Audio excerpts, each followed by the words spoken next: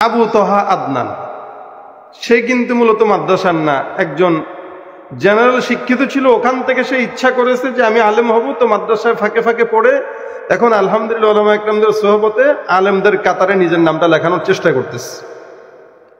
এটা হলো ইচ্ছা। আপনি স্কুলে পড়তেছেন, আপনি ওখান থেকে ফেরত এসে মাদ্রাসায় পড়তে হন, হাফেজ হইতে পারবেন, আলেমও হইতে পারবেন, ব্রেন থাকবে। ভালো থাকলে একটু ভালো তাড়াতাড়ি হবেন, দুর্বল হলে একটু ধীরে ধীরে হবেন, এতটুকুই। কিন্তু আপনি যদি চান গলা খারাপ, এটারে ভালো বানাইতে পারবেন। সুতরাং আইনুদ্দিন আজাদ রহমতুল্লাহ আমাকে বলতেন, যেহেতু আল্লাহ পাক কণ্ঠ দিয়েছে, এ বাংলাদেশে অসংখ্য বদমাশ শিল্পী আছে যারা তাদের গানের মাধ্যমে মানুষকে জাহান্নামের দিকে টেনে নেয়। 5টা সেকেন্ড নীরবতায় থাকেন তো, আসে না আওয়াজ? এগুলা হইল জাহান্নামের দিকে টেনে নেওয়ার শিল্পী। আইনুদ্দিন আজাদ রহমতুল্লাহ আমাকে বলতেন যে বাবা এটা চালায় যাও। কেন? কারণ তোমার এই কণ্ঠ বাতিলদের বিরুদ্ধে যখন আগাবে, তখন বাতিলরা তোমার কণ্ঠকে ভয় পাবে। আজকে আমি বয়ান করি প্রায় 10 বছর রানিং বয়ানের।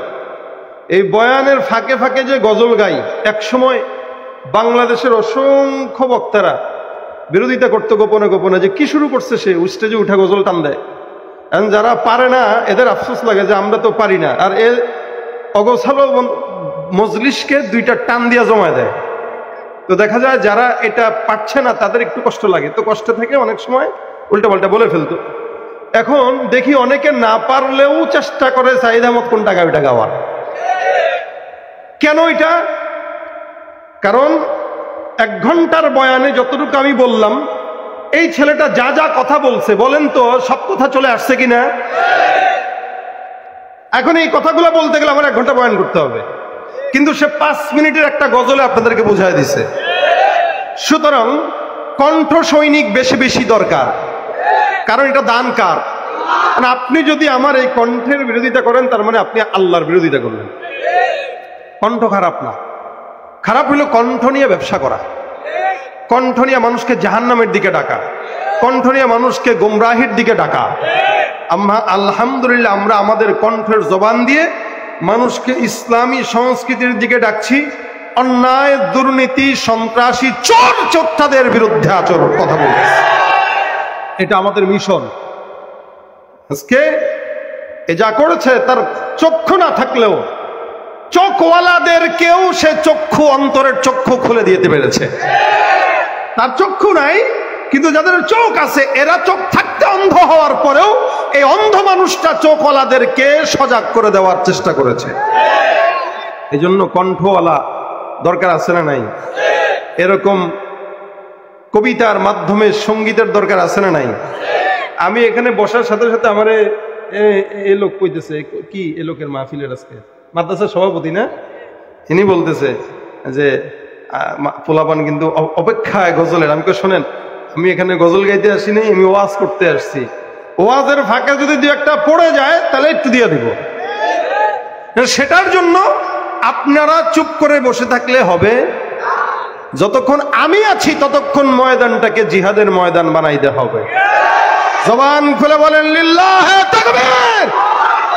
পালা রে পালা, জলদি পালা, নইলে তোদের গলে ঝুলবে তালা। পালা রে পালা, জলদি পালা, নইলে তোদের গলে ঝুলবে তালা। পালা রে পালা, জলদি পালা, নইলে তোদের গলে ঝুলবে তালা।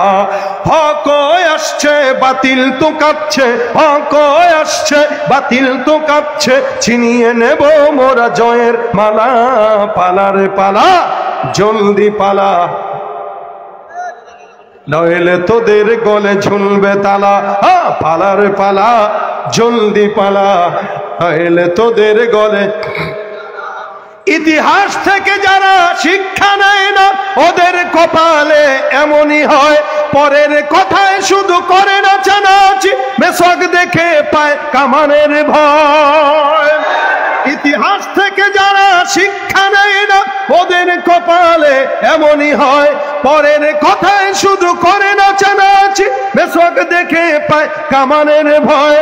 এখনো তোদের পিছে দরজা খোলা আছে, পয়তা ধুতি নিয়ে জলদি পালা, পালার পালা জলদি পালা, নইলে তোদের গলে ঝুলবে তালা, পালার পালা।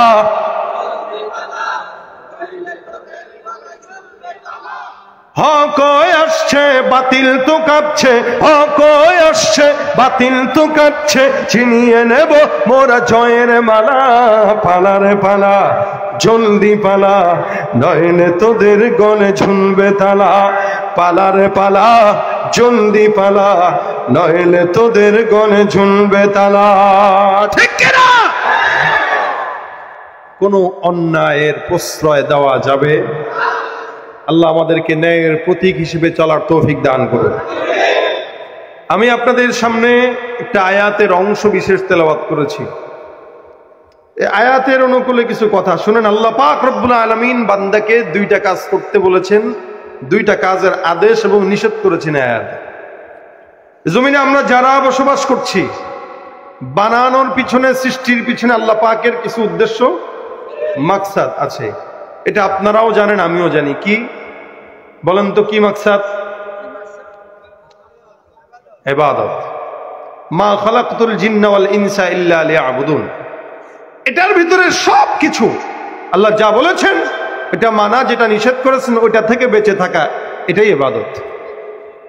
যেটা বলেছেন ওইটা মানা, যেটা নিষেধ করেছেন ওইটার থেকে দূরে থাকা, এটাই কি আল্লাহ পাক কখনো কখনো একদম নির্দিষ্ট করে বলে দিয়েছেন, এটা করো না ওইটা করো, এটা করো না ওটা করো, এটা থেকে দূরে থাকো, ওইটার কাছেও যেও না।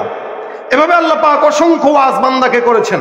যেভাবে আমরা ওয়াজ করছি, আমরা আমার মালিক থেকে শিখেছি। আল্লাহ পাক কোরআনে বলেন, ইন্নাল্লাহা নি'ম্মা ইয়াইযুকুম বি। নিশ্চয়ই আল্লাহ বান্দাকে ওয়াজ করেছেন। তার মানে কোরআনের সব কিছু বান্দার জন্য আল্লাহর তরফ থেকে ওয়াজ। সুবহানাল্লাহ। আল্লাহ পাক আয়াতে বলেন, ওয়াতাআওয়ানু আলাল বিররি ওয়াত তাকওয়া ওয়ালা তাআওয়ানু আলাল ইসমি ওয়াল উদওয়ান, ওয়াতাআওয়ানু আলাল বিররি ওয়াত তাকওয়া। অর্থাৎ তোমরা নেক এবং পুণ্যের কাজে, তাকওয়ার কাজে বান্দাকে সহযোগিতা করো, একে অপরের সহযোগী হও। ওয়ালা তাআওয়ানু আলাল ইসমি ওয়াল উদওয়ান, খবরদার সীমা লঙ্ঘন এবং অপরাধের পথে কাউকে সাহায্য করো। দেখেন, ওয়া তাআওয়ানু আলাল বিররি ওয়াত তাকওয়া, তাকওয়া নেকের পথে আল্লাহ পাক রব্বুল আলামিন বান্দা বান্দাকে সহযোগিতার কথা বললেন। আল্লাহ পাক ঠিক তেমন ভাবে বললেন, ওয়ালা তাআওয়ানু আলাল ইসমি ওয়াল উদওয়ান, খবরদার ওয়ালা তাআওয়ানু আলাল ইসমি, অপরাধ, অন্যায়, পাপাচার, আল উদওয়ান, সীমা লঙ্ঘন, এই দুটা কাজে কোনোদিন কোনো বান্দা কাউকে সহযোগিতা করা যাবে। আদেশ হলো দুইটা। এক নাম্বার, নেকির পথে, তাকওয়ার পথে বান্দার সহযোগিতা করো। দুই নাম্বার, অন্যায় সীমা লঙ্ঘনের পথে বান্দাকে সহযোগিতা করবা না। অর্থাৎ আপনার চোখের সামনে যদি কোনো বান্দা নেকের কাজ করে, আপনি নেকের কাজের মাধ্যমে বান্দাকে সহযোগিতা করবেন। কিভাবে? যেমন মাদ্রাসায় হুজুর চাইলো, মাদ্রাসার তরফ থেকে আপনাদের কাছে চাওয়া হলো, এই একটা নেকের কাজ, পুণ্যের কাজ, আল্লাহ পাক বলেন তোমার পকেটের 10টা টাকা যদি হয়, 10 টাকা দিয়ে হলেও তুমি এই পুণ্যের কাজে সহযোগিতা করো। আদেশ টাকা। ওয়া তাআওয়ানু আলাল বিররি ওয়াত তাকওয়া, তাকওয়া এবং নেকের কাজে বান্দা বান্দাকে সহযোগিতা করো। ওয়ালা তাআওয়ানু আলাল ইসমি ওয়াল উদওয়ান, কেউ গানের কনসার্ট করলো, পাশেই গান বাজতেছে, ডেক সেট দিয়া বক্স বাজাইতেছে, গান বাজাইতেছে। আল্লাহ বলেন, ওয়ালা তাআওয়ানু, খবরদার এই পাপের কাজে, সীমা লঙ্ঘনের কাজে মুমিনরা কখনো সহযোগিতা করতে পারে না। ঠিক কিনা? এ মুসলমান, এটা সব জায়গার একই হালত। অর্থাৎ দুইটা কাজ, একটা হলো পাপের কাজে সহযোগিতা করবা না, 2 নাম্বার অন্যায়ের কাজে সহযোগিতা করবা না। আল্লাহ পাক বলেন সীমা লঙ্ঘন আর পাপের কাজে সহযোগিতা করবা না। অপরদিকে নেকের কাজ, তাকওয়ার কাজ, পুণ্যের কাজে সহযোগিতা করবা। এই দুইটা জিনিস যদি কোনো বান্দা করে, ওই বান্দাকেই আল্লাহ পাকের ডাক অনুযায়ী তাদেরকে মুমিন বলা হয়। কি বলা হয় বলেন তো? একজন মুমিন নিজেও নামাজ পড়বে, অন্যকেও নামাজ পড়াবে। একজন মুমিন নিজেও নামাজ পড়বে, তা'মুরুনা বিল মা'রুফি ওয়া তানহাউনা আনিল মুনকার ওয়া তু'মিনুনা বিল্লাহ, ভালো কাজের আদেশ দিবে, খারাপ কাজ থেকে অন্য একজনকে বাঁচাবে। এলাকার মধ্যে ঘুষ হয়, চাঁদাবাজি হয়, দুর্নীতি হয়, সুদ হয়, খবরদার আপনার চোখের সামনে যদি হয়, আপনি যদি মানা করেন, অথবা মানাও যদি না করতে পারেন, হাত দিয়া নিষেধ করেন, বাধা দেন। হাত দিয়া বাধা না করতে পারলেন, ঘৃণা করেন। যদি ঘৃণাও না করতে পারেন, মনে রাখবেন আপনি রাসূলের উম্মত হতে পারেন নাই। কিন্তু নেকির কাজ হইতেছে, ওইটারই আপনি নাক ছিটকান। মাহফিল, কাম নাই, কাজ নাই, মাহফিল করে ভিক্ষা করবে। কি করবে? মাদ্রাসার কালেকশন করবে, চান্দাবাজি করবে। মাদ্রাসায় টাকা চাইলে তার কাছে চান্দা মনে হয়, কিন্তু আমাদের দেশে একটা বিল্ডিং বানাইতেও যে ৫-৭ লাখ টাকা দেওয়া লাগে, ওইটাকে চান্দা মনে করা হয়। চাকরি নিতে গেলেও ১০ লাখ টাকা ঘুষ দেওয়া লাগে, ওইটাকে খারাপ মনে করে না। মাদ্রাসায় দেয় মাত্র ২০ টাকা, ২০ টাকা দিয়ে আবার কথা বলে ২০,০০০ টাকা। আর এগুলো বলে কে? যেটা টাকা জিন্দিগিতে দেয় না সেই বলে। যে টাকা দেয় ও কোনোদিন হিসাবও চায় না, খারাপ মন্তব্যও যে দেয় না, ও জায়গায় জায়গায় ১০ জনের কাছে বলে বেড়ায়, মন্তব্যও করে বেড়ায়, আবার মাদ্রাসার তলে তলে বিরোধিতাও করে বেড়ায়।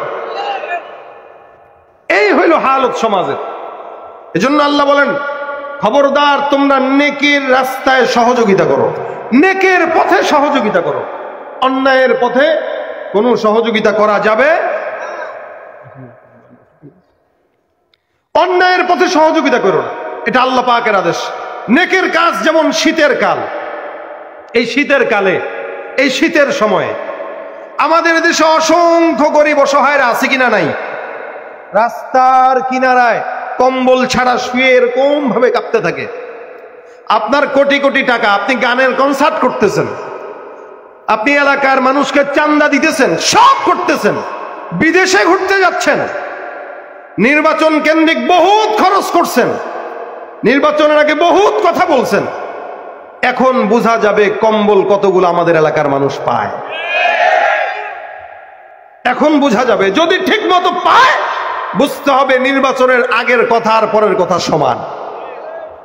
এগুলো এখন করার সময়। এটা ভালো কাজে সহযোগিতা করেন। উত্তরবঙ্গে যান, আপনার পাশের আপন ভাই সে কম্বল ছাড়া ঘুমায়, আপনি খোঁজ দেন নাই, অথচ আপনি উত্তরবঙ্গে যা কোটি কোটি টাকা, লক্ষ লক্ষ টাকা ত্রাণ বিতরণ করতেছেন। আল্লাহ পাক বলেন, ওয়ায়ুতিমুনা আত-তাআমা আলা হুব্বিহি মিসকিনাও ওয়া ইয়াতীমান ওয়া আসীরা ইন্নামা নুতঈমুকুম লিওয়াজহিল্লাহ লা নুরীদু মিনকুম জাযাআন ওয়ালা শুকুরা। ওয়ায়ুতিমুনা আত-তাআমা আলা হুব্বিহি মিসকিনাও ওয়া ইয়াতীমান ওয়া আসীরা।